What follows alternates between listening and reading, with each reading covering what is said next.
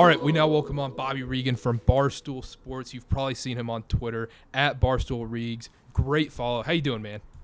Good, man. How you guys doing? Great. Can't complain. Doing good. Let's just start this out. Like, for people that don't know, how did you get your start into Barstool? Yeah, so I got lucky. So I've been with Barstool now for 7 years, something like that. In some capacity, I started part-time.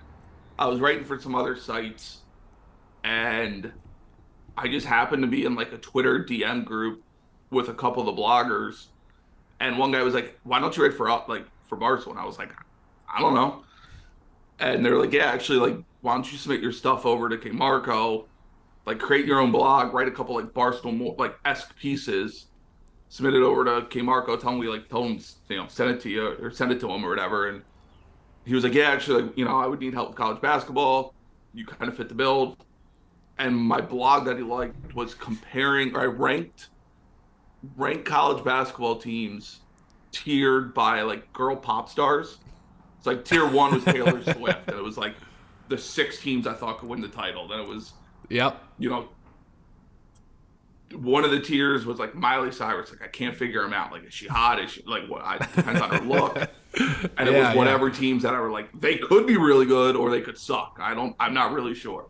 So I did that, and I remember he published it in like August, and Dave was like, "Name another site that gives you a college basketball preview before football starts."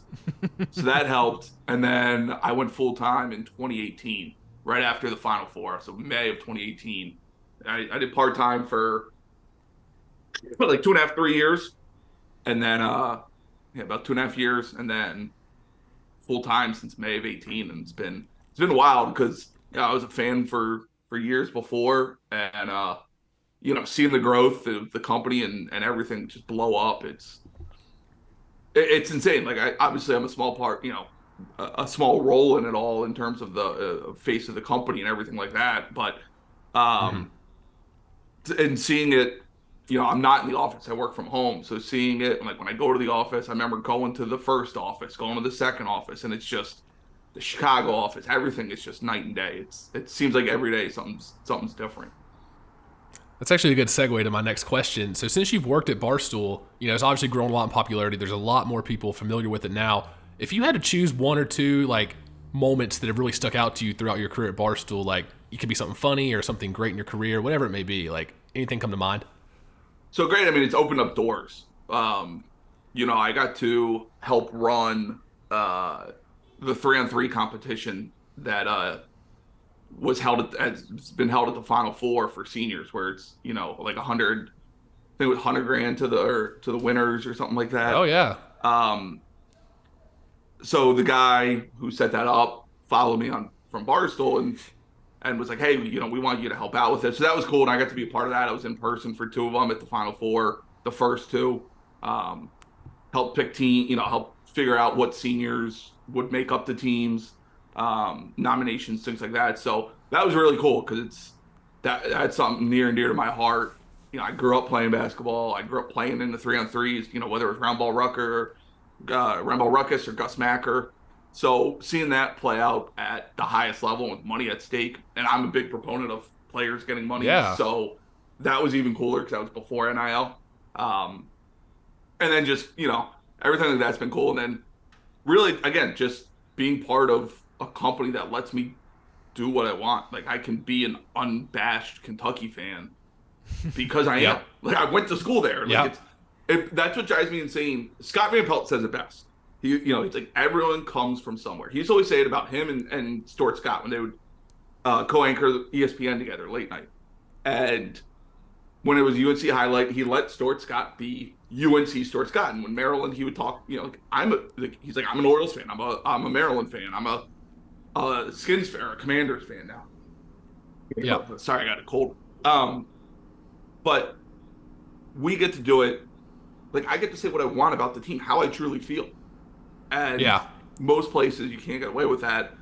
And like, I get to curse and my writing and everything. But again, like, that's how I talk. So it's authentic. Like, you get to see, and I don't know many other places, if there even are any, that let you get like that, where it's like, nope, this is who I am. I'm giving you my thoughts as a Kentucky fan.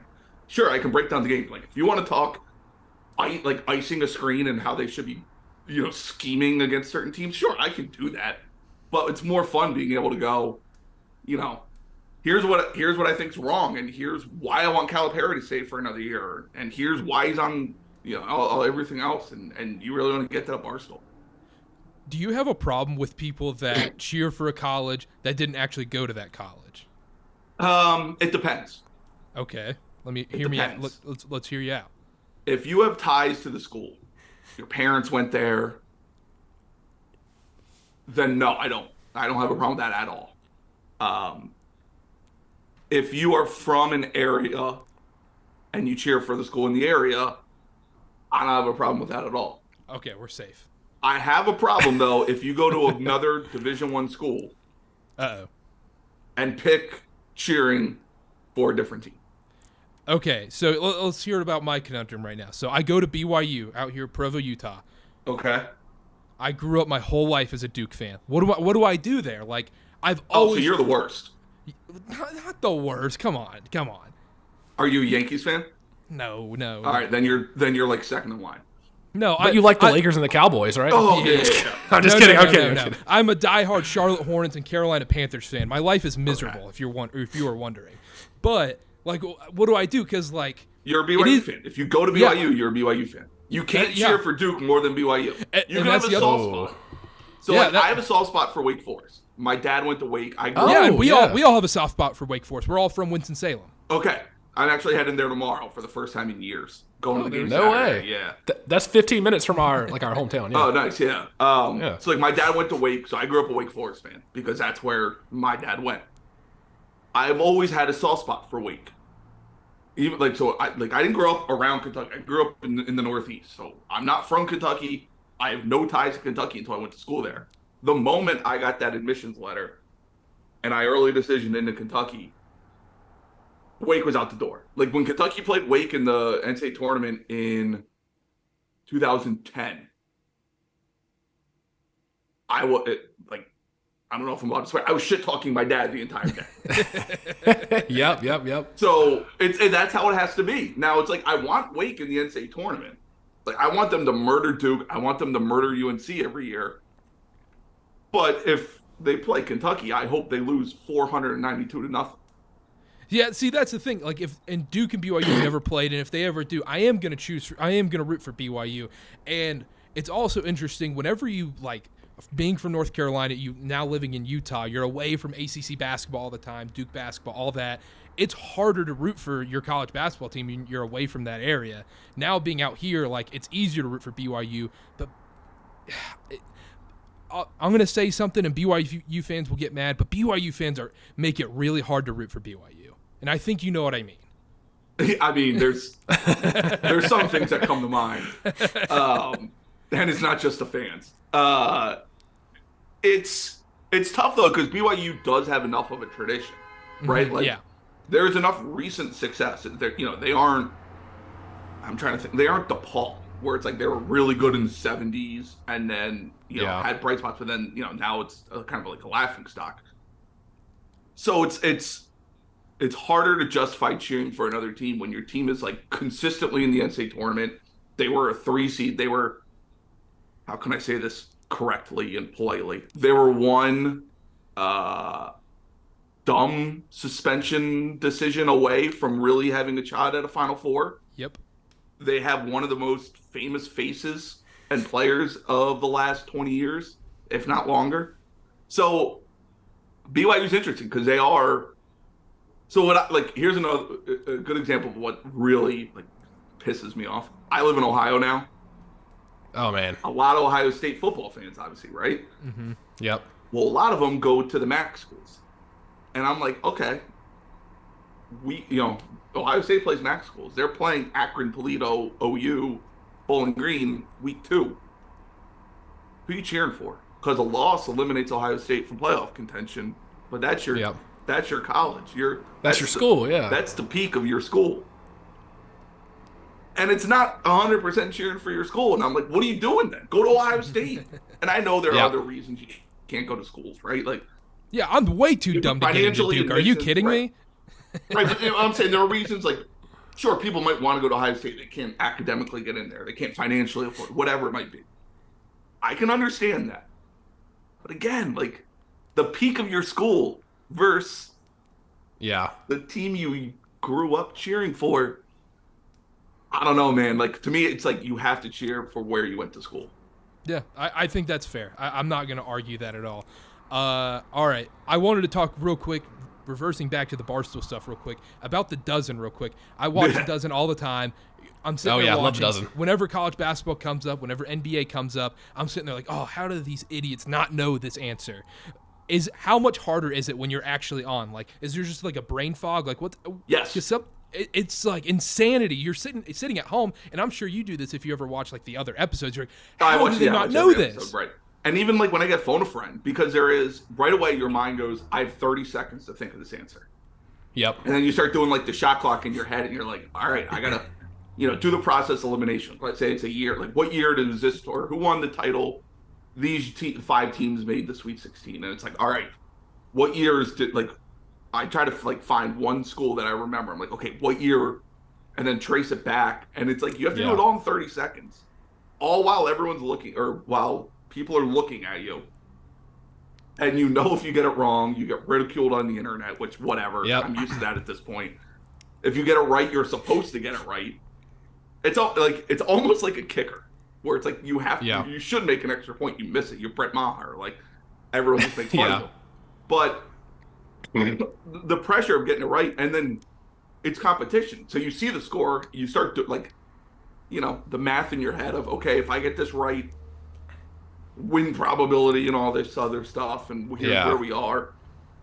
So it's tougher now if you're just sitting there, and people always say they're like, well, how do you not know this answer? It's like, I don't know. Sometimes you just forget things. And shocking with trivia, if you know the answer, you think it's easy. So it's like, of course you got it right. If you knew the answer, it could be your school or it could be just the random thing you knew. It's easy. But if you don't know it, you're just trying to scramble and come up with some sort of educated guess. And I love Jeff. I love the Dozen.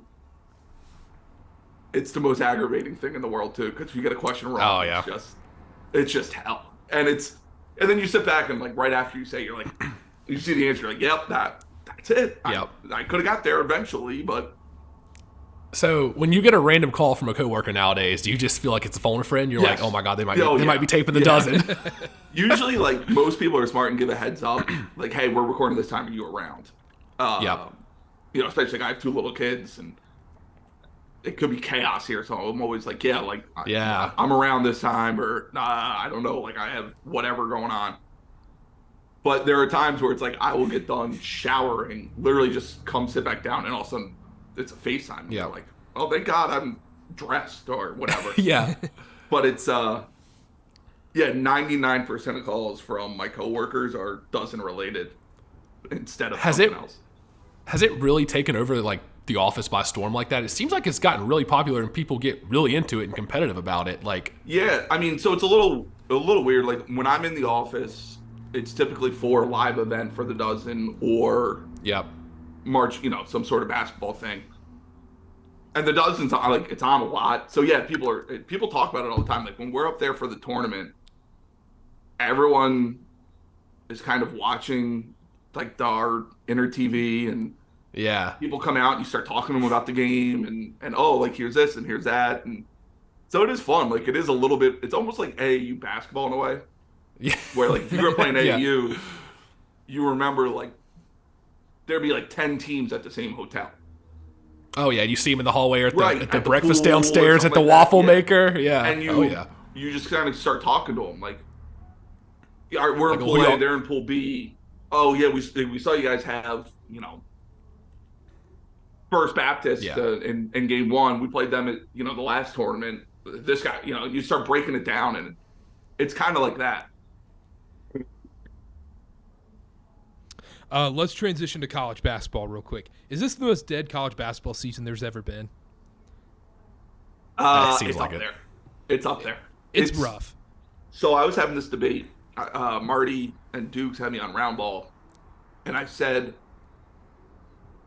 someone brought up who is the face of college basketball? Like every year there was always a face. And people tend to end up hating the face because they're literally plastered everywhere. Zion, Coach K. I mean, well, he's the face. Should we just name every awesome Duke player? Like, we can keep going here. So it's like, but it's like, Trae Young was the face for a year. Obi was kind of the face of 2020. You had Brunson as a face when he won NPOY. You had Buddy Hield as like. So you kind of get these guys that you just know. And this year it's like, okay, some of the best freshmen aren't playing, right? Nick Smith hurt. Duke's guys, Whitehead has been hurt. Lively has been like on and off. Kentucky, like Cason Wallace is very good, but he's not a face, right? And Oscar's back. So it's like, is he the face of college basketball? Well, I don't think he's that talented of a player. Like he's good because he hustles. He's one of the best rebounders we've ever seen. But he's not like a super talented basketball player. You're not giving him the ball and saying, go get me a bucket. He's not breaking anybody down. It's throw it to him in the post and hope he finishes. And then you look around, Brandon Miller, but you're at Alabama. And I know Alabama's awesome this year, but Alabama basketball isn't the face of their campus, let alone they're not a blue blood. They're Right. not blue blood. Yeah. Drew Timme, it's like there's a little Timme fatigue plus the West Coast stuff. So it's a weird year where like the NPOY race, like Zach Edey, to me, big man, a true big man will never be the face of basketball. You have to be a big man like Anthony Davis, who's the number one pick and number one recruit. Even like Zion was so unique in his skill set that he wasn't a traditional big man. Jalen Wilson at Kansas is like, he's awesome, but if you ask casual fans, do they know Jalen Wilson? Like, if I held up a face and said, who is this? Would you say, like, the best player on the reigning national championships? No. Right. So it makes it for a very tough year. And, like you mentioned, the Blue Bloods are down, right? Like, Alabama, Purdue, and I know Purdue is like a long basketball history, but they aren't a Blue Blood by any means. Mm-mm. Right. Who else? Houston. Yep. Again, they made a Final Four a couple years ago, but they're an American athletic team. Like people just aren't. You're not sitting there going, "Oh my God, Houston's playing tonight. I gotta watch this." So the combination does make it for somewhat of a dead year.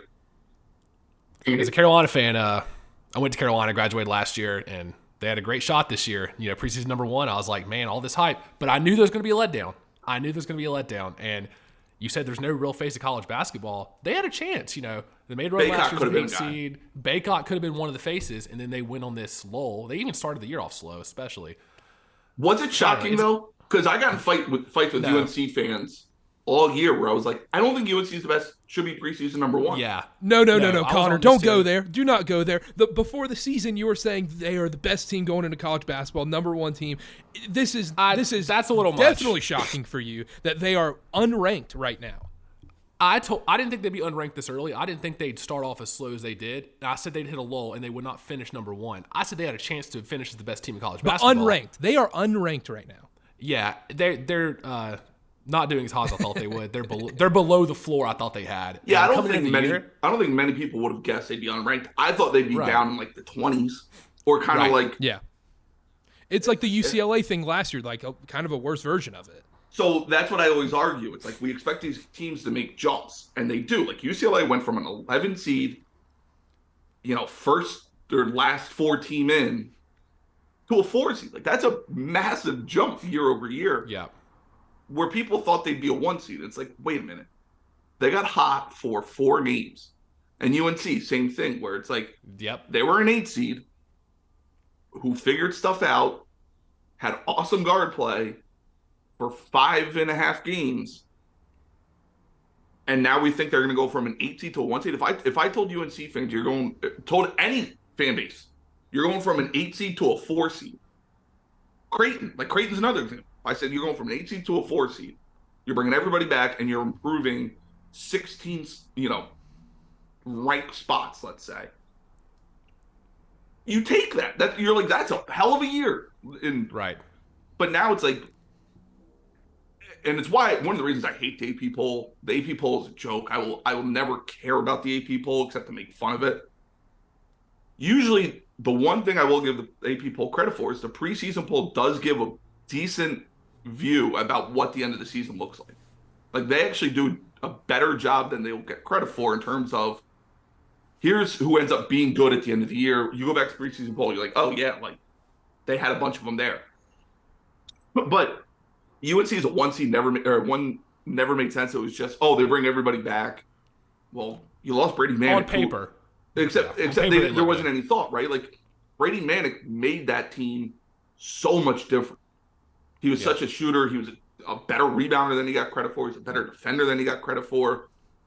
He was used to playing with a star, which I think is undervalued. Like, he had that year of Trae Young. Then you go and play with Baycott. Obviously different players, but the star power transition was there. Okay, you sub him out for Pete Nance, who played at a losing Northwestern every single year. And it's high major transfer to high major transfer, but he never played with someone like a Baycott. He never had somewhat of a pressure. Northwestern, you win 17 games and you look good. At Oklahoma, there's at least pressure to make the tournament and win a couple games every year. So that was the problem. And the guard play, like, everyone kept yelling. They made, look what they made the title game. They should have won. And I'm like, they were an 8 seed for a reason. Look at 30 games of evidence. Yeah. People don't give enough credit because Brady Manick really changed that team, and they just thought Pete Nance is going to be a one-for-one swap, a stretch four that can shoot the ball. He doesn't have the game-breaking shooting that Brady Manick has. I was at the Final Four. Some of those shots he was hitting, seeing him in person like that, unbelievable. Pete Nance just doesn't have that, and you can see that coming in. And Manick was tough as balls. Like, he was tough as balls. Nance is a little soft. Like, he's just... It's fair. It's style of play and everything like that. He's just a little soft. You saw it against Syracuse. Yeah. He gets banged a little bit and he's thrown off. So I thought they'd be better. I ranked them 5 I ranked all 363 teams in the preseason. I had 5, and UNC fans reacted like I drop kicked their dogs in front of them. And I was like, no way. Bet on I couldn't see that. Like, what do you want? Yeah. Like, I will guarantee they do not look like a top team in the country. I thought they'd be tier 2, like, in and out of the top 10, mostly floating around the teens, something like that. It also doesn't help the ACC stinks. Yeah, that's true. Yeah, the ACC does stink. But the thing is, like, I will say this, as a Duke fan, I'll say something nice about UNC is that with the guard play they have with Baycott, like, they can make another run very easily this March. Like, with the guard play they have and how beatable every single team is in college basketball. Well, there it is. Who can't make a run this year? Exactly.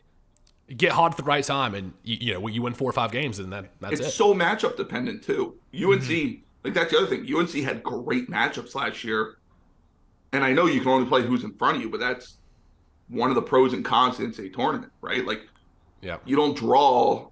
You could get an easy draw because it's all matchup dependent. And in one hand, they got lucky that St. Peter's was an elite 8 team. In one hand, they got a UCLA team that was a little banged up. They got Baylor was missing one of their best players. Baylor, they caught a Baylor team who a lot of people were kind of down on. And then they Marquette in the first round? Yeah. And that that was a Marquette team that overachieved. But again, like, it ended up being a favorable draw because who they want, they won and everything, but that all plays a role when you're looking at year-over-year stuff for me. You can't just say, oh, they made a Final Four, they're going to be top 10 next year.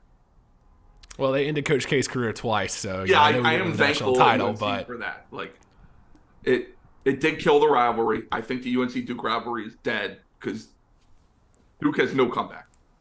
Imagine being there in person as a Duke fan. I couldn't imagine that and watching them lose. Yeah, traveling all that way and everything. Oh, my God, I could not imagine. Traveling all that way, traveling from Idaho all the way down to Dallas, renting a car, driving to New Orleans, sleeping on a buddy's couch. Yeah. Who would do that? Who would do that as a Duke fan to have their heart ripped out and have to walk down Bourbon Street at 3 a.m.? All for a coach that would probably just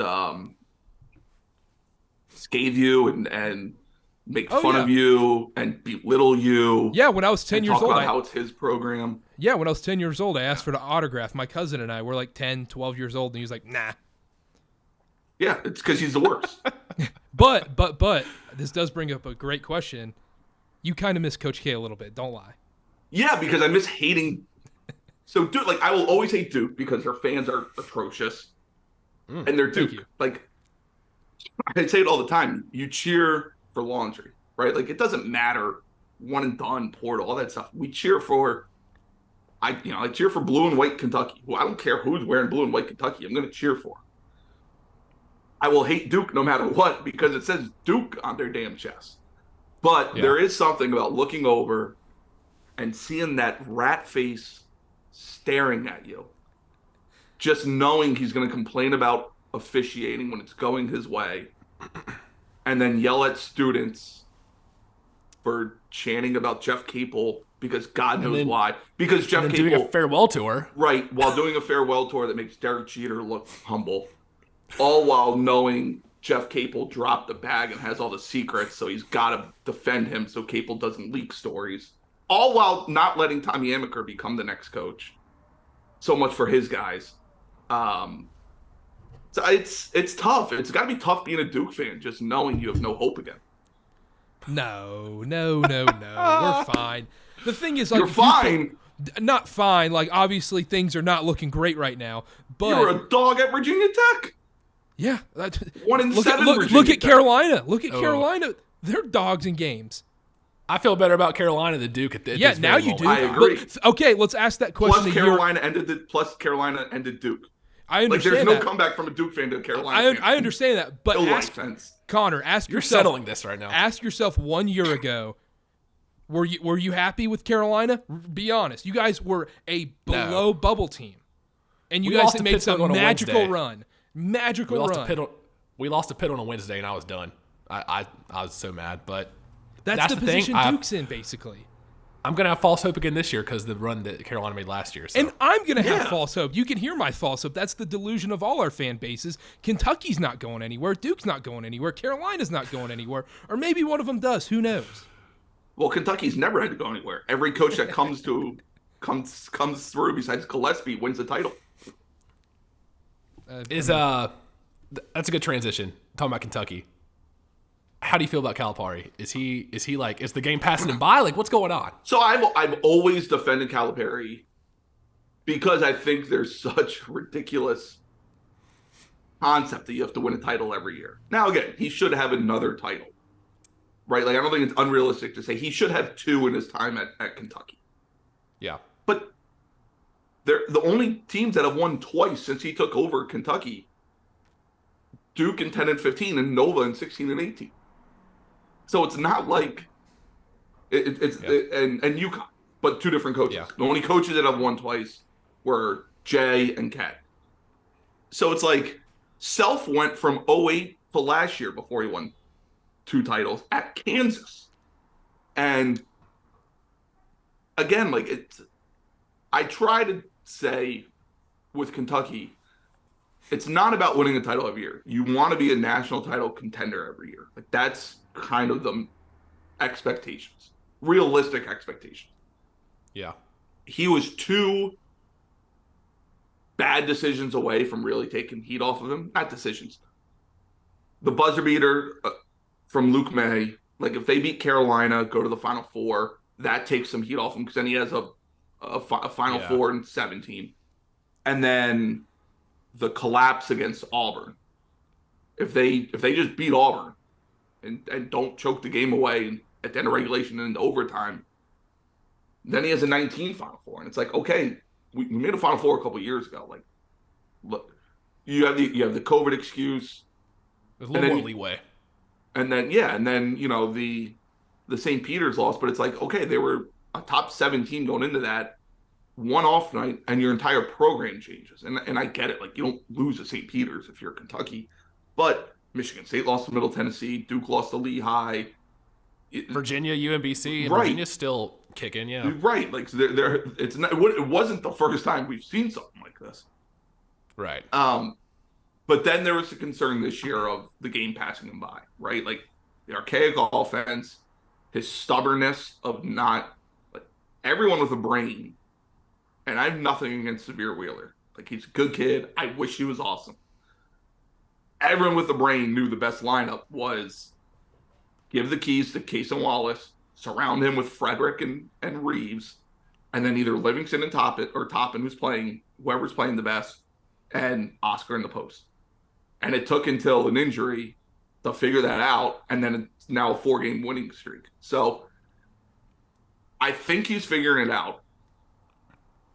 I was always, even after the South Carolina loss, which I called rock bottom for the program, because it was a home loss. I know Toppin didn't play, and I know Wallace played like 6 minutes before an injury. You don't lose at South Carolina at home. Not that way. And then I kept saying, give him one more year. I want to see this recruiting class coming in, because it's truly like a his style class, which hasn't happened since, I don't know, maybe the band year. He hasn't had this sort of recruiting class. And I know people are down on next year's players in general, but he hasn't had this sort of dominant recruiting class in years. So it's like, let's see what he can do with this real quick, and then start wondering. But the issue is, like, if you're a Kentucky fan, who are you going to hire that's going to recruit and be better than That's the other thing. That's the other thing. I mean, so my list, you first call, you call Jay and make him say no. That has to be the first call.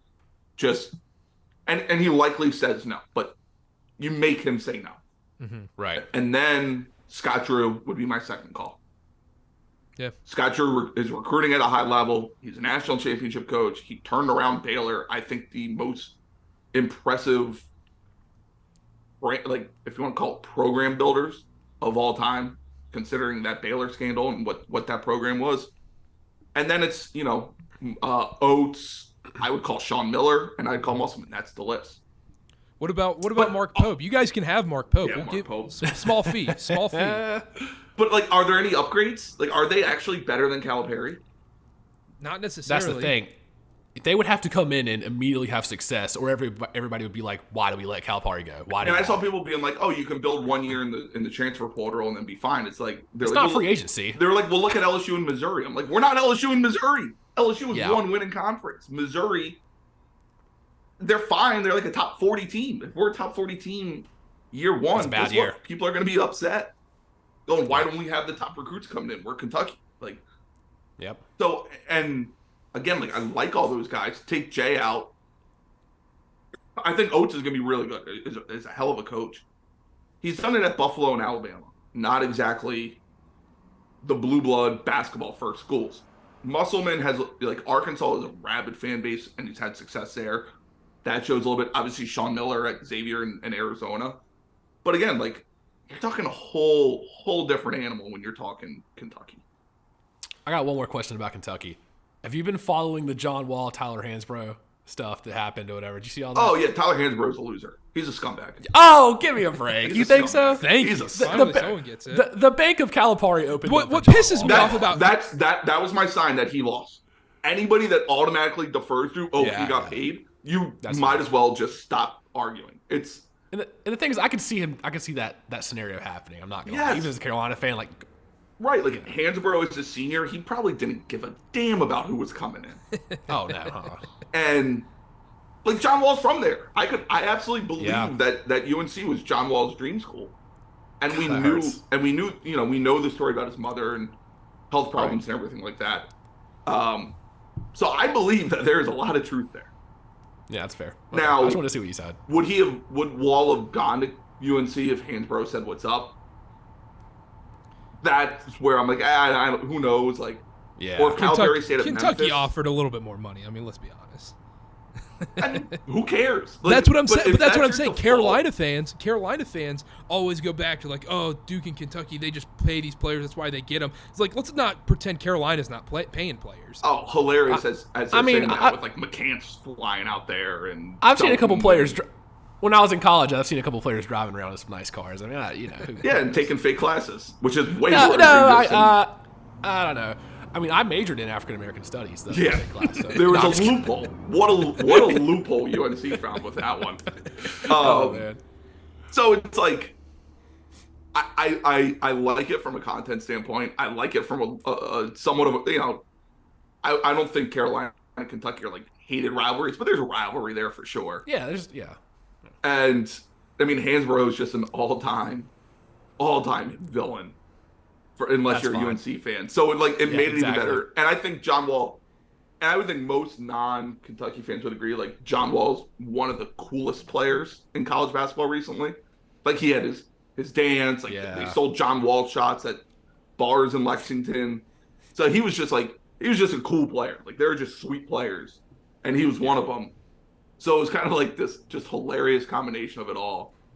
And then when Hansborough said that, though, it's like, you lost. Like, you lost. And then Hansborough came out the other day and was like, selling Kentucky. He's like, I don't think they can shoot. And it's like, just made 11 threes in a game. Like, have you watched Kentucky at all since, like, the lineup change?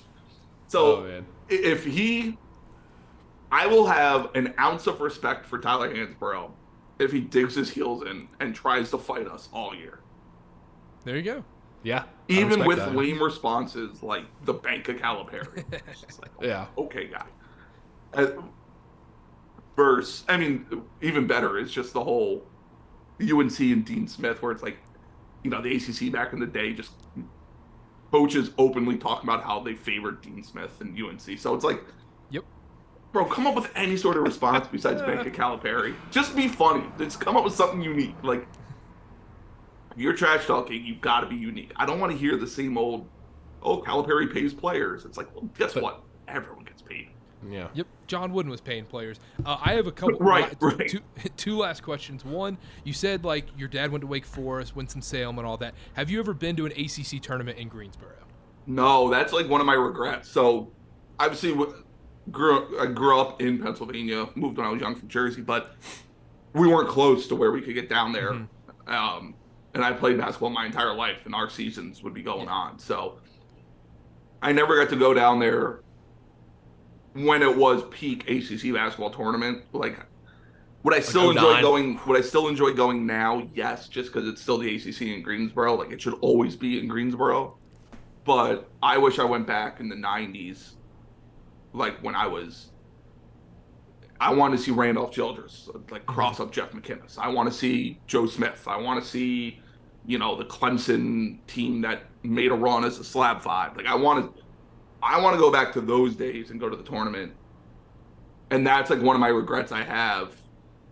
Not regrets because I didn't really have a decision, but like one of the things I wish I got to experience when I was younger, or even now. Like if it somehow could transport back to the '90s as a 35-year-old and go there, I would in a heartbeat.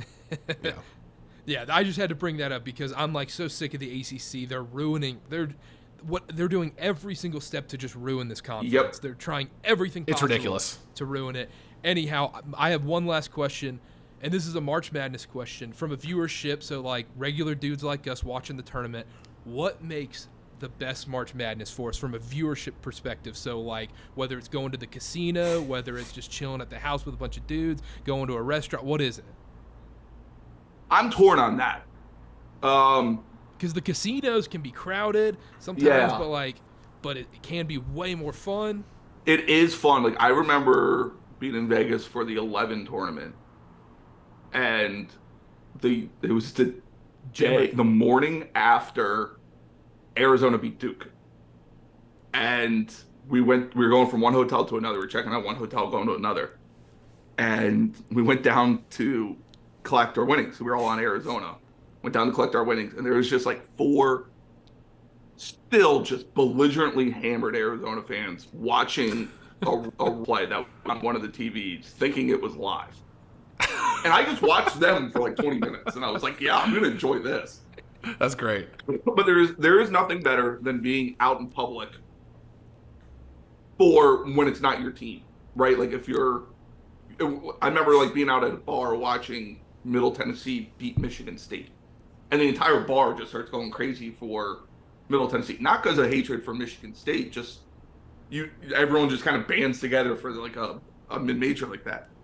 But if you're watching your team, I like being with like my college friends together, like at a house, where it's everyone's on the same page. We're all cheering for Kentucky. We all went to Kentucky. There's not the one asshole cheering for Team X on the corner where you're like, dude, what are you doing? Like, there's 9 of us cheering for one team. Why you got to come here wearing like Louisville stuff? Yeah. And so it depends. Like I like mixing it up a little bit, but TV setup's clutch, especially with now the four games on at once. Like you better be at a spot where you can have all four games on at one time. Yep, absolutely. I'm torn on that. 2017, the Carolina championship, or 16, sorry, when Chris Jenkins hit the shot, I was alone in my living room. But that's where you want to be. You want to be alone. Shattered my remote. If they're in a national title game, unless I'm there, like I was last year, I want to be alone. Yeah, so I watched like the 14 title game with my old college roommate who lives in the same city I do. We got together for that. It was just the two of us. Yeah, like even like our wives were like, no, we'll go somewhere else. Yeah, it's too serious for all that. Yeah, and it was like, okay, like it was just us two watching it, so we didn't have to worry about anything else. So I do like that. 2012, like when Kentucky won in 12, though, we went across the river from Ohio into Kentucky and watched the game at a bar down there, and that was fun just because That's cool. I mean, it was 300 or whatever number of people all cheering for Kentucky, obviously. But we weren't in Lexington, so you weren't, surrounded by thousands of people, but it was basically everyone from like 23 to 30 years old all there. And that was fun because it was packed on a Monday night. I don't know what I do now, though, that I'm older. I'd probably just want to like watch it at a house. Yeah. I have one final question, Carter, real quick. Would you rather watch a random like NBA game like Magic Pistons on a Tuesday night or a random college basketball game like Illinois and Iowa or something? Like what's the lesser of the two for you? Yeah, I mean, I'd rather watch college basketball, but I'm just a college basketball fan. Like I love the NBA. Like, I'm a diehard Knicks fan, so I've watched a lot of bad basketball. Hey, Brunson's not bad though. No, like this year's Knicks seems fun as hell to watch. But every game seems like a roller coaster. Yeah, we don't. But there's something about college basketball. Like, it's not the better product by any means. It's not superior talent by any means. It's not better rules by any means. Oh my God, Chargers. But there's something about college basketball that I've just always gravitated towards. I've always been a bigger college basketball fan than NBA fan. And I don't know if it's student sections, just like the pageantry of it all. The fact that it is so dumb. Like, an 8-point lead with a minute to go, and you're like, well, all right, how are you going to screw this up? Like, yep. Next thing you know, like a guy just starts running the baseline for no reason. You're like, what are you doing? Like, that's fourth grade stuff. So there is something about college basketball, as dumb as it is, as less talented as it is, I'd rather watch. And it's just, I've always been that way too. So I don't know. It's just ingrained in my heart, I guess. I don't want to take too much more of your time. It's been awesome. Thank you so much for coming on. Make sure to follow him at Barstool Reags. We'll put the link to your blogs too. Hilarious blogs. I just read the one about the U.S. soccer and how we don't have anybody. We're totally boned going into the next 4 years. And then there's all this drama with Craig Berhalter, Gio Reyna now balling out for Dortmund. It's a disaster. Yeah, I mean, I'm a diehard U.S. soccer fan. And do you watch MLS soccer? It's hard. So it is hard. Like I'm a Tottenham fan, so I watch way more Premier League. But like I used to work in MLS, and obviously FC Cincinnati's an MLS team. I've been down to their stadium a couple times to watch games because it's just a great stadium to go watch a game at. But U.S. soccer, I like live and die with, and it sucks right now. It's actually a good thing because like I want to clear house, and I love Brian McBride, but like. I want to clear house and get all these new guys in. But it's like, all right, we're entering arguably the most important 4 years run in like this franchise's, whatever, however you want to call its history. We don't have a GM. We don't have a sporting director. We don't have a coach. That ain't great to start 2023 with. Like, find somebody. Jose Mourinho, next U.S. men's national team coach. But all right, thank you so much for coming on, man. We'll have to do it again sometime. And absolutely. Make sure to follow at Barstool Reags and take care, man. All right, have a good one. Thanks again.